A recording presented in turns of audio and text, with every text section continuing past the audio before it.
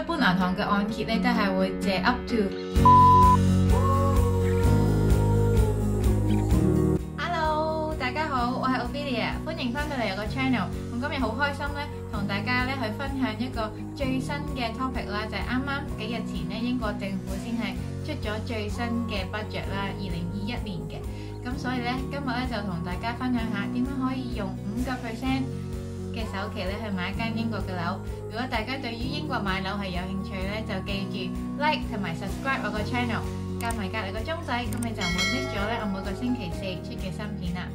咁你話政府呢個新嘅 scheme 有啲咩人可以受惠啊？有啲乜嘢人可以5% 首期就可以買到屋啊咁樣？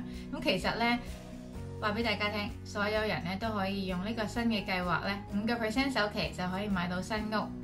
咁點解咧？就係咧。佢冇限制咧，你係一定要首置啦，就唔係好似之前政府個 Help to Buy Scheme 咁樣，就係規限咗，淨係你首置咧先可以買到。咁呢個 plan 咧，如果你海外有物業，甚至乎你自己本身喺度有樓住咧，都可以咧去用5% 嘅首期可以買到樓嘅。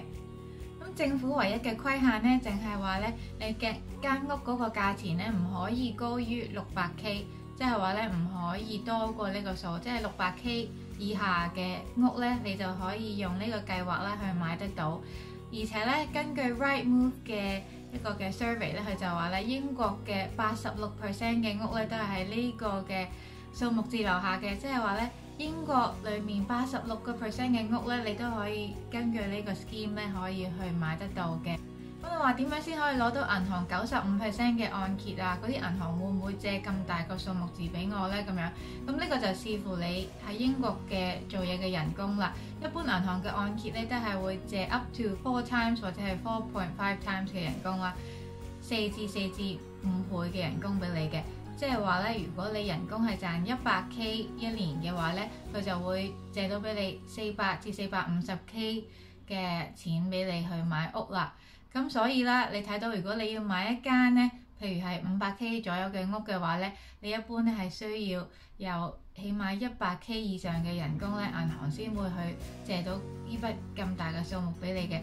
所以我自己就覺得，如果你喺倫敦買樓嘅話咧，係難啲，因為倫敦嘅樓價係比較上係貴啦，大部分好多都係超過500-600K 嘅呢啲嘅樓價嘅，所以我覺得政府呢個計劃咧，其實就係啱俾啲咧，譬如北啲嘅地方，譬如 Manchester 啊、Liverpool 啊，甚至乎係 Scotland 呢啲嘅區域咧，佢哋嘅屋種咧係比較係平一啲咧，可能100-200K 已經買到間好好嘅屋啦。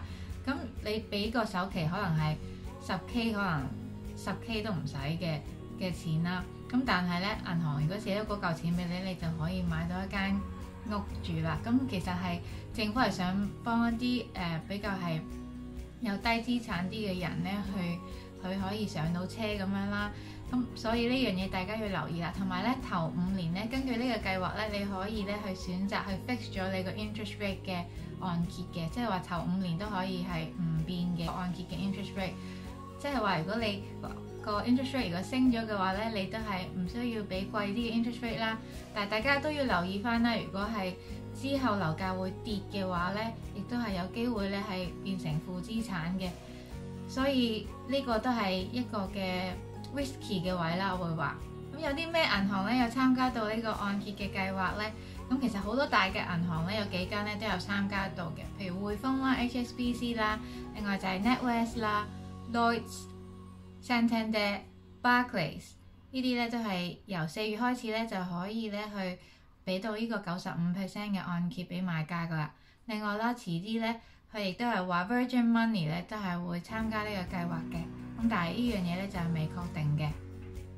咁另外啦，頭先講到就係有機會會負資產呢度咧，咁大家都要留意啦。如果你之後咧，如果買翻間屋出去啦，或者係去做次按嘅話咧，亦都係會難啲去賣到間屋啦，同埋會係有麻煩嘅，亦都係會難啲去按到間屋嘅。咁所以大家都要留意翻。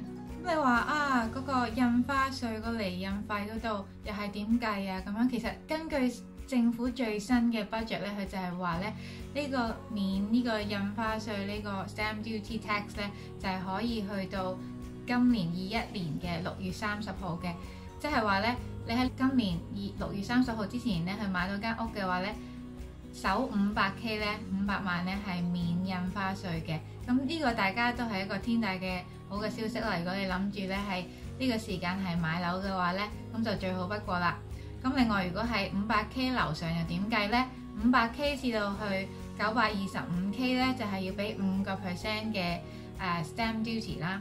如果係925K 至到去1.5 mil 嘅話咧，就係要俾10% 嘅啦。咁咧多過1.5 mil 嘅屋咧就要俾12% 嘅。咁大家都要留意啦。如果咧你本身咧已經有間屋啦，咁你再買第二間屋嘅話咧，咁第二間屋嘅錢咧係多過40K 嘅話咧，你都係要俾多3% 嘅 stamp duty 嘅。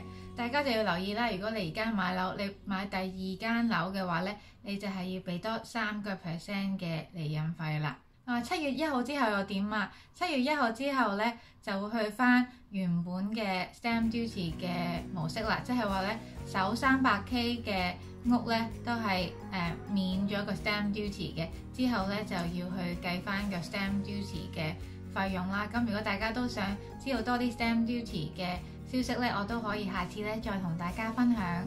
如果大家對於英國買樓有興趣咧，就記住 like、subscribe 同埋 share 我個片俾其他人啦。撳埋隔離個鐘仔，咁就唔會 miss 咗我最新嘅買樓嘅影片啦。如果大家咧對於買樓有任何疑問咧，歡迎留言俾我，我都會覆返大家嘅。下次見啦，拜拜。